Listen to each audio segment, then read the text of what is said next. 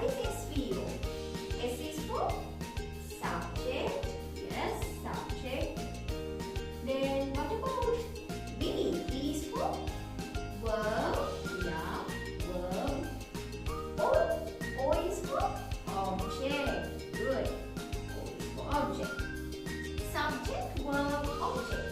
Now tell me, what if I connect these two according to the same order? Subject, then a verb, then an object. What can I write? Yes, so then if you're taking a collection of subject, verb, object according to the same order, remember this is the order, we discussed it last week, right? So according to the same order, then what we are doing is we are writing a sentence. So I'll write a simple sentence, okay? So in our sentence we have Mary. Mary. What is this? What comes after the subject? Verb. Action word. Doing words. Mary is what? Complete? An apple. So what is an apple? It comes after the verb. That is the object. So now you know where you can see the subject at the very beginning of the sentence. That means the person who does the action or thing that does the action. Then what is the action? The action, the verb, action. And what is the result? What is the result? The result comes at the end, right? So the result is an apple. What does Mary eat? An apple. So what is this? This is basically a sentence. This is how you write sentence. Subject, verb, object. So what do you think? Am I going to teach you how to write sentences today? No, you already know this. But today we will be using subject, verb, object in a different way. Okay, in a different way, not according to this order. Because you know how to form a sentence, how to construct a sentence now.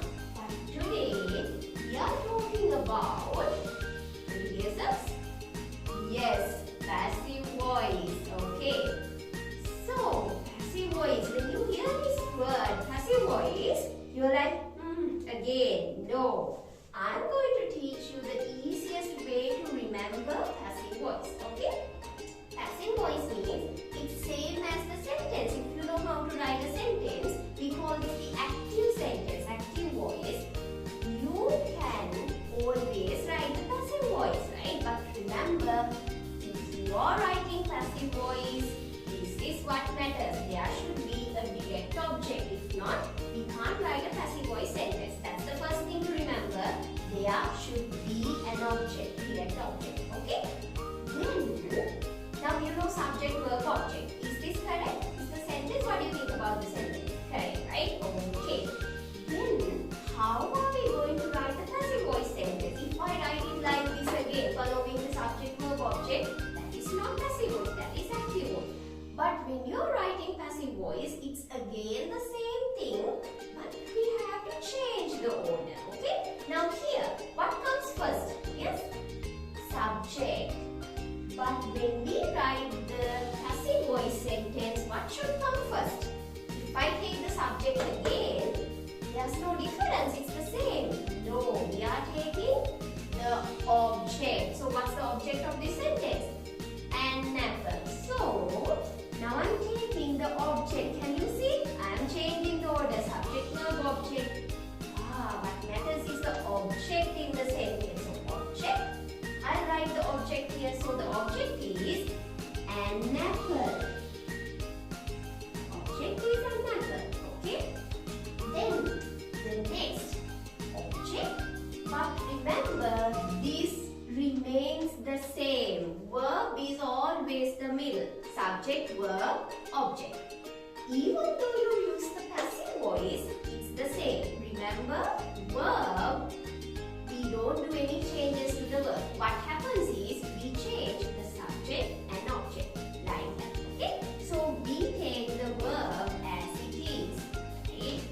But now, I'll just write is, because that's what we have here, right? Is.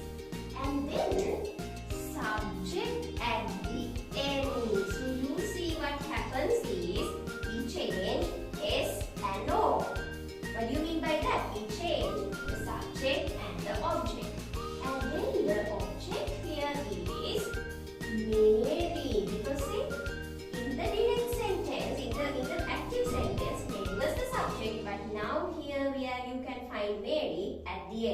And here, this works as the object. This works as the subject of our passive voice sentence. What do you think about the verb? No changes at all. Verb is always in between the subject and the object. Okay? Or object and the subject. Okay? Now, I have given you this. Can you see this? I gave you the same thing. You have a sticky note there, right? Check it. There's T, there's B, there's PT. What is T? We always talk about this in English. What words help us to tell the time? We call it the tense. So, present time, present tense. Past time, past tense. Future time, future tense. Likewise, whenever you are forming an active sentence into passive tense, T is for tense. You can write it there because you are going to use it today. Okay, for the activity, you need to have this. What is B? So, we have the tense now. But if I write it an apple eats Mary, it's pretty much like you take everything there and you just change the object and the subject. No, there are some rules you have to follow. We need a supporting hand when it comes to passive voice because we are changing the structure. This is our friend to help it. Supporting hand, that is the be verb. What are the be verbs you know? I'll tell you one. Am. So the rest is are past tense, was, verb, future tense. Very good. Likewise, what is P and P?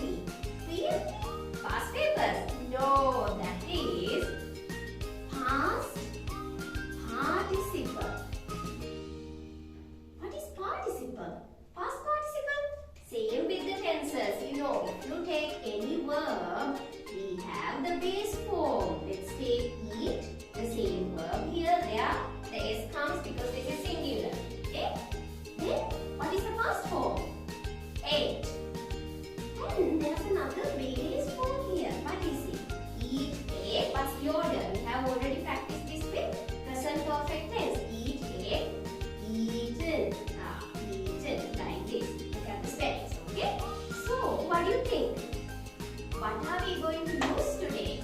Today, it's only past participle. Take this note, take this one and put it in the center because today we don't use any other verb tense. No, only this past participle. Okay, past participle. Then, now we are going to change this. Now, is eats past participle? No, what is the past participle?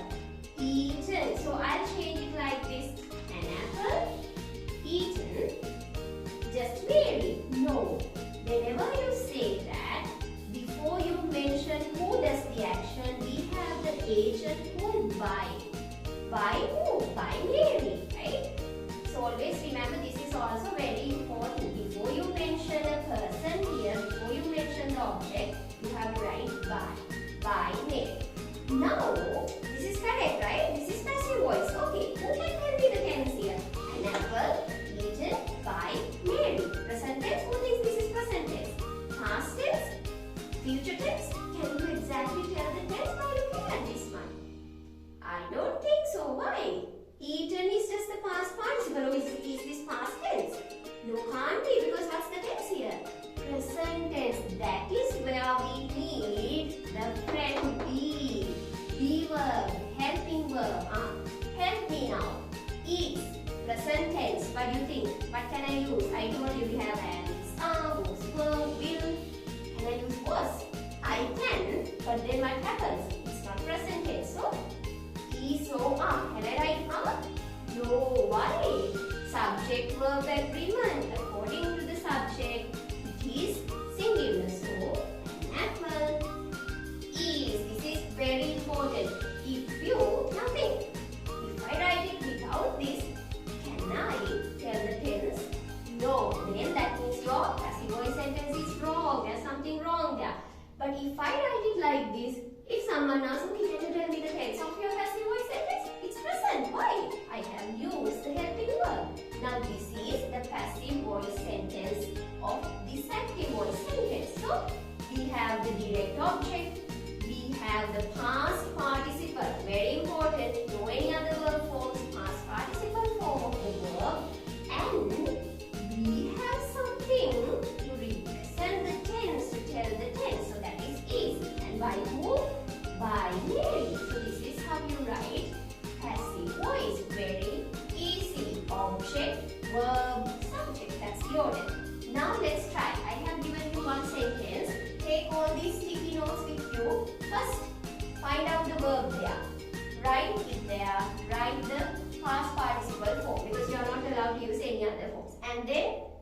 about the tense, think about the be verb, right? If it is present tense, am is are. If it is past tense, was were. If it is future, will. Okay, now you can give